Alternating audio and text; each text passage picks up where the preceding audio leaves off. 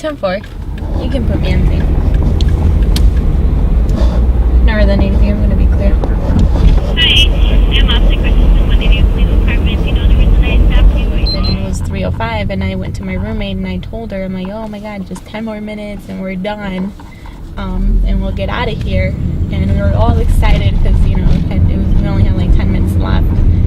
And then as soon as I said that, this guy dressed in all in black just like barged in the classroom, and I didn't know what he had on his hand. I wasn't familiar with weapons, so I didn't know what exactly it was.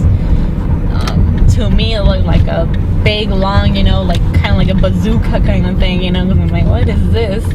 So then all of a sudden, I just felt pressure on my left shoulder, and then after that, I just went down to the floor, and I remember hearing like some screaming and noise in the background, and heard like the shots just like bang, bang, bang. And then after that, there was just like silence. They told my parents pretty much, you know, there's a 50-50 chance that she's gonna make it, you know. So she might make it, she might not make it. So just say your goodbyes now, in case she doesn't make it. So, you know, I think that was like the hardest thing for my parents to deal with it, you know, go through that and, you know that, you know, I might not make it from surgery. The day that I came back, I asked if I could go back to Cole Hall, and they told me yes. So I went in there. My parents were with me. So, I was able to go in there, and I was more curious to see, and I guess it was more like my law enforcement side of, you know, curiosity of what had happened, you know. After that, I felt better. Like, I think it was part of a closure kind of thing, you know, like it was just the end of it.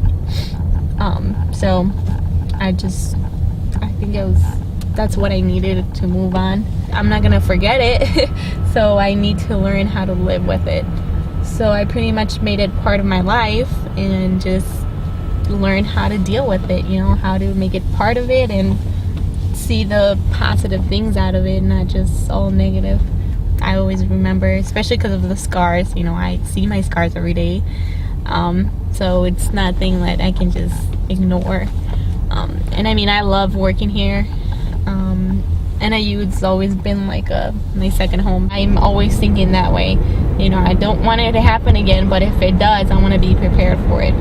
And obviously now I'm on the other side of the table, I guess, you know. Now I'm not the victim here. Now I'm the one who needs to react on what's going on.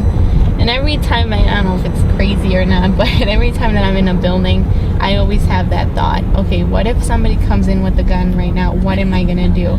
What am I supposed to be doing? You know, how am I going to make sure these people who are in this building are going to be safe? I'm obviously more aware of things that, you know, because I'm always thinking this can happen again. I've always, you know, wondered why is it that this happened to me, to my family, to my friends, but at the same time, you know, like, things happen for a reason, you know, like, that's how I see it. It's like, you know, like my mom and my family tells me, it's like, there's a reason why you're still here. You know, like, maybe you have something that you're gonna do in this world that it's gonna make a difference, and, you know, they still want you here. So so I'm like, well, you know, maybe that's what it is. I'm like, I don't know, but you know, I definitely want to get the positive out of this.